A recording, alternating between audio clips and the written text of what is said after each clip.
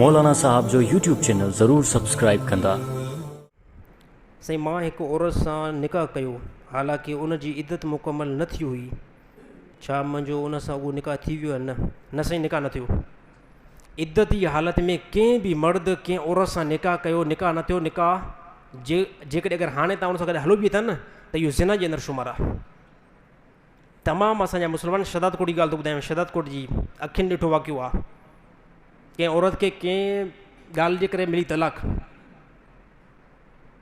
छो त मां उनजो ॾिसो न ॻाल्हि ॿाल्हि को ओपन करे नथो ॿुधायां, मां इहा ॻाल्हि थो ॿुधायां, शदात कोट में कोई बि थी सघे थो। जॾहिं मां नालो खणंदा पोइ साईं जो यार राज़ साईं फास करे छॾियो। कंहिं औरत खे मिली तलाक, तलाक मिले पोइ फौरी थो चई त हाणे सुभाणे ई इनजो निकाह कराईंदासीं।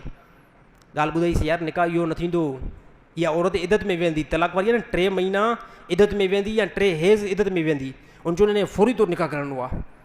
मां चयो निकाह न थींदो। चए ठीकु आहे, तव्हां नथा पढ़ो, अलाए केतिरा माण्हू पढ़ंदा, अलाए केतिरा, चए अलाए केतिरा जेको न मौलवी आहिनि जेके 500 ते निकाह बि पढ़ी वेंदा।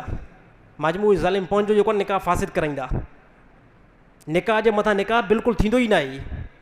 साईं ख़बर पई ठका थी वियो, हक़ीक़त में साईं ॿिए ॾींहुं ॿुधोमांसि यार हिन निकाह थी वियो आहे। त हे मुस्लमान ॾिसो इल्मु कान आहे वाक़ुफ़।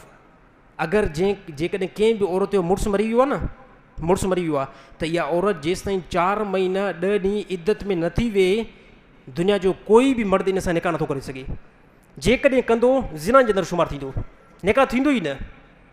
जॾहिं औरत हिकिड़ी क्लियर मामले सां क्लियर थी वञे, इद्दत पूरी करे पोइ हुन सां जेको निकाह करे सघूं था। ऐसा थी कंहिं बि अगरि इद्दत जी हालत में कंहिं औरत सां शादी कई आहे, खणी 10 साल गुज़रिया आहिनि, 15 साल गुज़रिया आहिनि, 5 साल गुज़रिया आहिनि, मां उन्हनि खे नसीहत कयां थो विराए निकाह करायो, हाणे करायो। हा, हाणे बि जेके निकाह न कराईंदो न पोइ क़बर में वरी पादरेशन न थींदी, ख़ानदानी क़िस्म जेको आहे पादरेशन थींदी। छाजे करे त बग़ैर निकाह खां छा हूंदो आहे, ज़िना हूंदी आहे न। ऐं जेके ॿार ज़िना मां पैदा थियनि त उनखे छा नालो मिलंदो आहे, बग़ैर पीउ जो हिकिड़ो नालो मिलंदो आहे न। त हीअ वॾी हिकिड़ी कोताही जेको आहे मुस्लमान जे अंदरि लभी थी वञे। तमामु मुस्लमान कंट्रोल खां जेको कमु वठनि।